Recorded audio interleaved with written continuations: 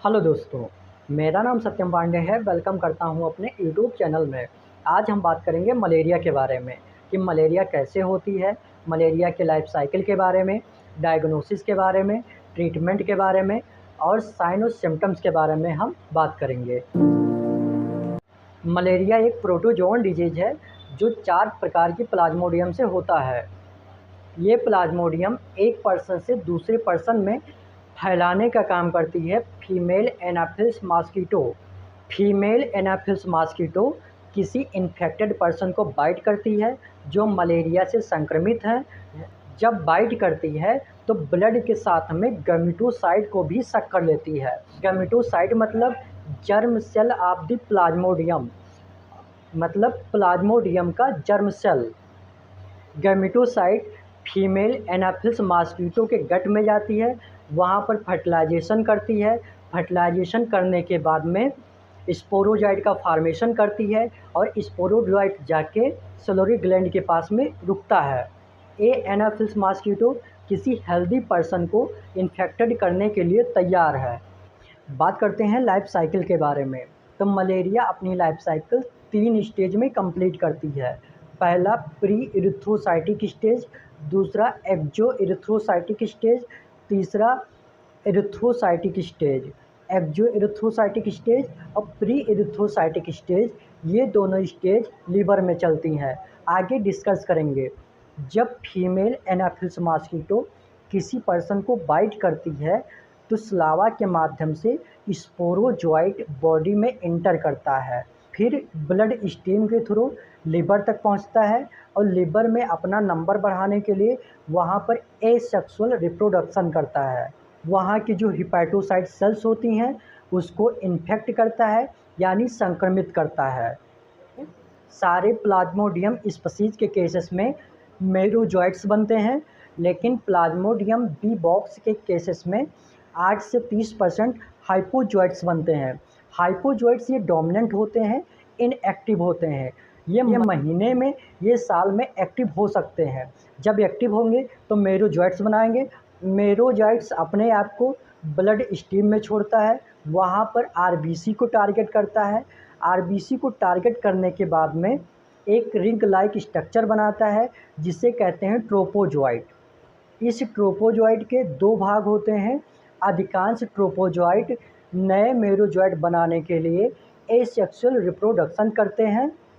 जो मेरोजॉइट्स बनते हैं वो आरबीसी की संख्या में बहुत ज़्यादा होते हैं, इसलिए आरबीसी को ब्लास्ट करते हैं और ब्लास्ट करने के साथ वो बाहर निकलते हैं।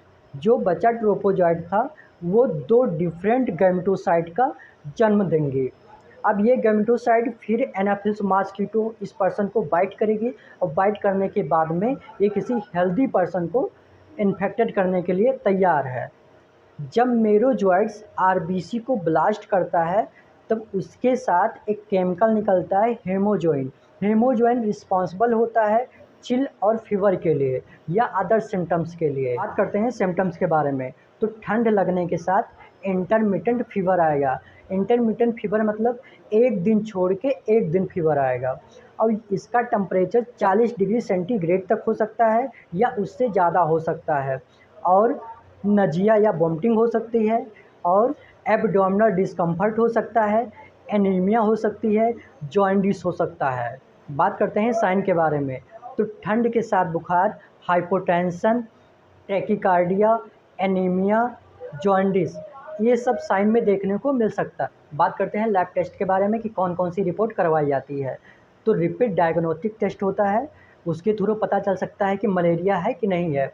लेकिन इसमें एक प्रॉब्लम है। प्रॉब्लम ये है कि जब पेशेंट रिकवर हो जाता है उसके बाद भी ये किट पॉजिटिव दिखाती रहती है। दूसरा टेस्ट है thick and thin smear test.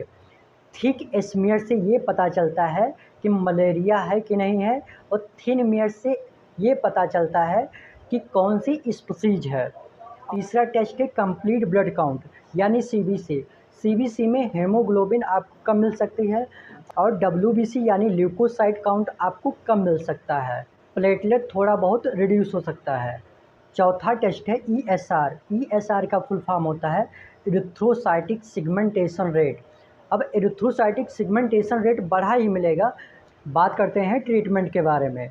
तो plasmodium vivax, plasmodium malariae और प्लाज्मोडियम वावेल, इन तीनों के लिए क्लोरोक्विन प्लस प्राइमाक्विन साथ में दी जाती है। प्राइमाक्विन का डोज होता है 0.25 mg पर kg पर डे दिया जाता है लगभग 14 दिन के लिए, और क्लोरोक्विन का डोज होता है 25 mg पर kg, और ये पहले दिन 10 mg पर kg के हिसाब से दिया जाता है, दूसरे दिन 10 mg पर kg और तीसरे दिन 5 mg पर kg दिया जाता है 3 दिन के लिए। अगर क्लोरोक्विन से रेजिस्टेंस है तो क्विनीन दिया जाता है 10 mg पर kg के हिसाब से, 8 घंटे में रिवाइज करना रहता है, ये 7 दिन तक दिया जाता है। इसके साथ डॉक्सीसाइक्लिन दी जाती है 100 mg का कैप्सूल, ये भी 7 दिन तक दिया जाता है, या डॉक्सीसाइक्लिन के जगह क्लिंडामाइसिन यूज कर सकते हैं। फैल्सीफेरम मलेरिया के लिए अगर वो क्लोरोक्विन सेंसिटिव है तो क्लोरोक्विन प्लस प्राइमाक्विन दी जाती है। प्राइमाक्विन का डोज ज़्यादा होता है, 0.75 mg पर kg दिया जाता है, ये 2 दिन के लिए, और इसके साथ क्लोरोक्विन दी जाती है। क्लोरोक्विन का टोटल डोज होता है 25 mg पर kg, पहले दिन 10 mg पर kg, दूसरे दिन 10 mg पर kg, तीसरे दिन 5 mg पर kg दी जाती है।